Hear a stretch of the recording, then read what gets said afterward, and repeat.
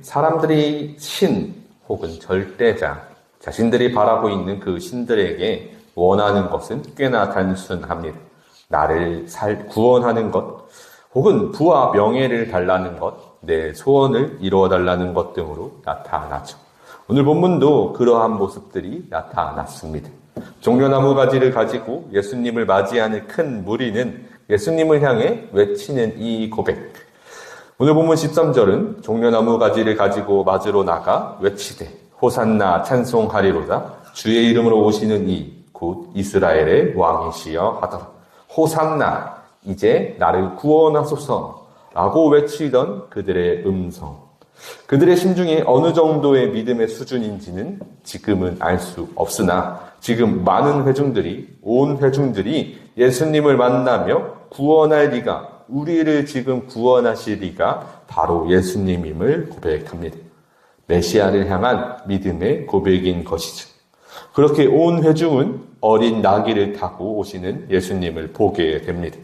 그것은 스가랴 9장 9절의 말씀의 성취이며 그가 하나님께서 말씀하시던 메시아임을 확증하던 순간이죠. 스가랴 9장 9절에서는 시온에 따라 크게 기뻐할지어다 예루살렘에 따라 즐거이 부를지어다 보라 내 왕이 내게 임하시나니 그는 공의로우시며 구원을 베푸시며 겸손하여서 나귀를 다시나니 나귀의 작은 것 곧 나귀 새끼니라. 그런데 이 다음의 구절이 우리에게 한 가지 사실도 알려주고 있는 것을 보게 되죠. 분명히 많은 사람들은 구약의 말씀을 잘 알고 있을 것입니다. 게다가 이 제자들도 또한 알고 있었을 것이죠.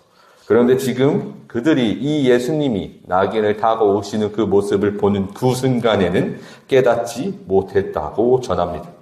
오늘 본문 16절에서 제자들은 처음에 이 일을 깨닫지 못하였다가 예수께서 영광을 얻으신 후에야 이것이 예수께 대하여 기록된 것임과 사람들이 예수께 이같이 한 것임이 생각났더라. 예수님께서 영광을 얻으신 그 후에 그제서야 이들이 깨달았다고, 즉 부활하시고 승천하신 그 사건 이후에 이들이 기억이 났다라고 전하고 계시죠.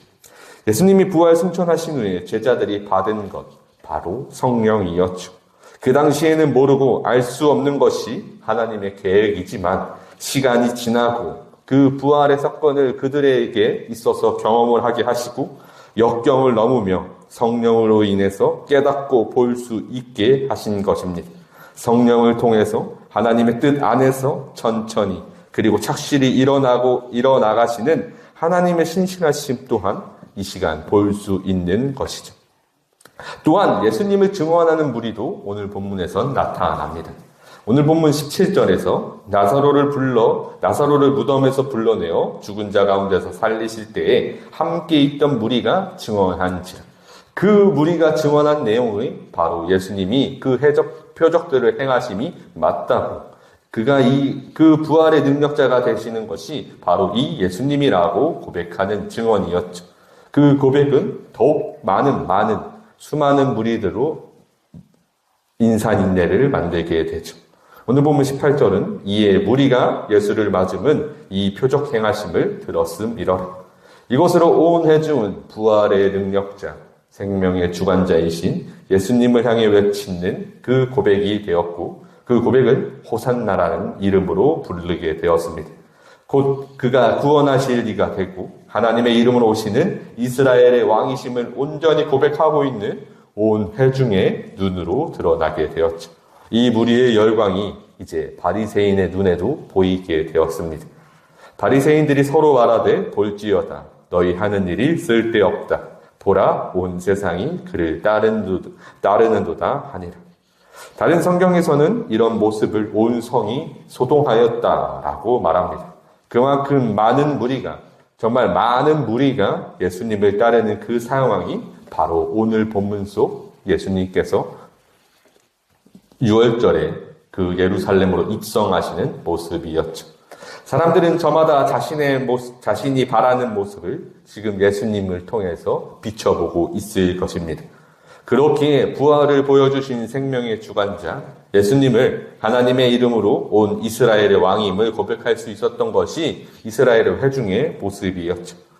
오늘 본문은 6월절에 입성하시는 예수님과 종려나무 가지를 들고 그를 맞이하는 회중, 그리고 그 모습을 보며 염려하는 바리새인, 이 세 가지의 모습으로 나타났습니다. 그들의 모습들의 본질은 먼저 그 회중들은 그 나사로를 보고 예수가 하나님의 이름으로 온 메시아임을 믿는 고백으로 드러났죠. 그러나 그 이후에 이 회중들의 모습을 보면 알 수 있듯이 그들은 그저 예수의 능력, 외형의 모습만 보고 따랐다는 사실입니다. 그가 하나님의 이름으로 온 이스라엘의 왕이라 고백하던 그들은 이후에 예수님을 보고 이렇게 질타하죠. 요한복음 19장 7절에서 유대인들이 대답하되 우리에게 법이 있으니 그 법대로 하면 그가 당연히 죽을 것은 그가 자기를 하나님의 아들이라 함이니이다. 결국 그들은 예수님의 능력만 보고 환호했던 것입니다. 또한 바리새인들은 그것조차도 하지 못하고 그 사실도 보지 못한 채 세상이 어떻게 되려고 저들도 질타하고 예수를 막을 궁리만 하며 그 어떤 하나님의 능력도 그 영광도 보지 못하는 완악함이 이 앞절에서 있었습니다. 그렇기에 여기서 우리가 주의 깊게 살펴볼 내용은 오늘 본문에서도 등장한 부활한 나사로입니다. 지금 요한복음 11장과 12장에 걸쳐서 계속해서 드러나고 있는 부활한 나사로의 이야기가 지금 종려 주일에도 들어가고 계십니다. 이 종려나무가지를 맞이하고 있는 그들 앞에서도 나타나고 있기 때문이죠. 예수님을 소개할 때 소개된 그 죽은 나사로를 살린 예수님. 부활의 능력이 가지고 있는 본질은 이것입니다.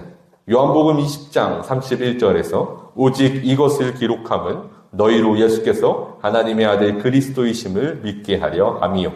또 너희로 믿고 그 이름을 힘입어 생명을 얻게 하려 함이니라. 아멘. 예수님께서 그 일을 위하여 온 사람들이 생명을 얻게 하기 위하여 지금 이 6월절에 예루살렘으로 입성하셨습니다. 바로 오직 십자가를 바라보시며 그 위에 달려 죽으시는 것을 향해 걸어가시는 그 길. 그것으로 인하여 온 땅에 참 생명이 무엇인지 알려주시는 것이 예수님께서 보여주시는 복음, 하나님의 의의 성취의 시작이었죠. 그렇기에 여러분, 과연 우리가 바라보는 예수님을 향한 믿음의 시선은 어떤 모습으로 바라보고 계십니까? 오늘 본문 속처럼 유대인들처럼 내가 원하는 것을 이뤄주시는 신, 바리새인들처럼 나에게 위협하고 있는 내 자리를 위협하다 여기는 그 신으로서 바라보는 바리새인들의 완악함. 우리가 찬양하며 외치는 그 모든 고백이 오늘 본문 속 유대인처럼 예수님을 바라볼 수 있는 모습이 되지 않기를 원합니다.